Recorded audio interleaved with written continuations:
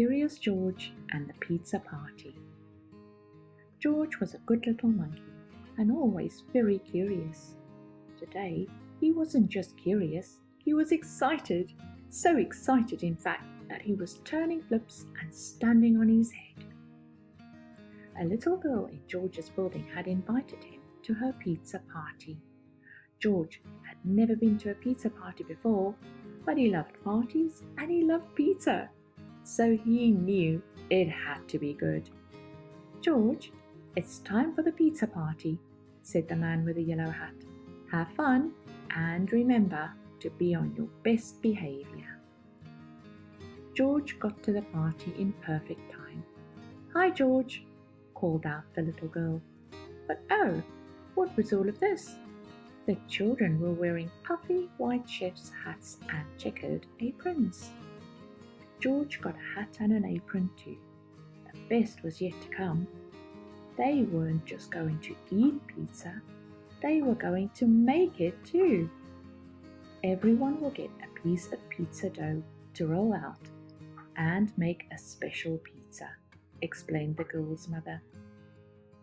There were many little lumps of dough, but first, let's play some games, she said.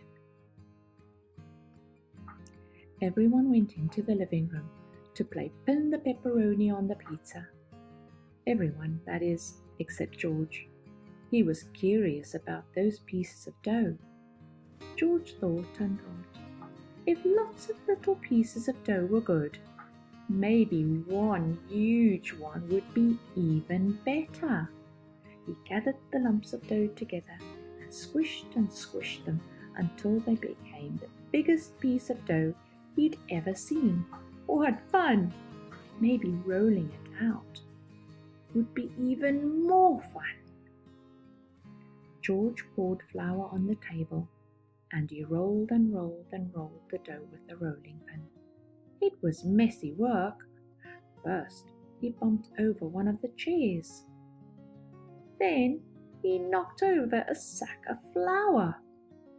The flour looked like snow lying on the floor of the kitchen. George liked snow, though, so he didn't mind it at all. Soon, he had gotten the dough nice and thick. But the thinner it got, the farther it spread out. Before he knew it, the dough covered the table, then the chairs, and then George. Without the flour, it started to stick to everything, including George. George stopped to think. Maybe the dough was better off in small pieces after all. George got a pair of scissors and began cutting up the dough into lots of different shapes. He thought everyone would be pleased. "George, what have you done to the kitchen?" The little girl's mother didn't look very happy. "I think it's time for you to go home now." How surprised and sad George was. Just then the children burst into the kitchen and saw the mess that George had made. "George, what happened?" asked one boy. The other children looked at the shapes George had made with wide eyes. "Wow, George, I've never seen pizza dough like that before," said the little girl, smiling. "Well," said the mother, "if you can clean up this mess quickly, George, I suppose you can still stay to make pizza." The children all helped George clean the kitchen. He was lucky to have so many good friends. As they worked, they talked about the pizza.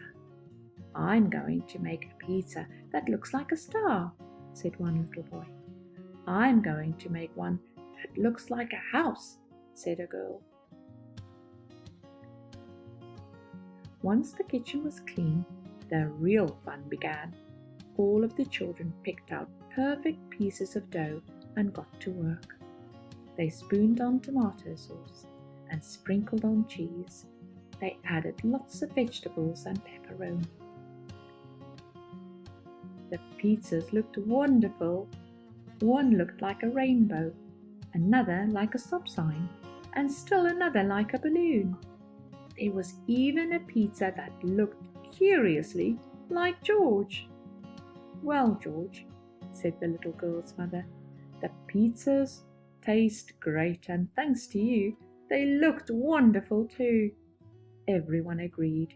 It was the best pizza anyone had ever seen or tasted. For the second time that day, George was so happy that he turned flips and stood on his head. Of course, it was a little harder to turn flips with so much pizza in his belly, but George didn't mind. It had been a wonderful pizza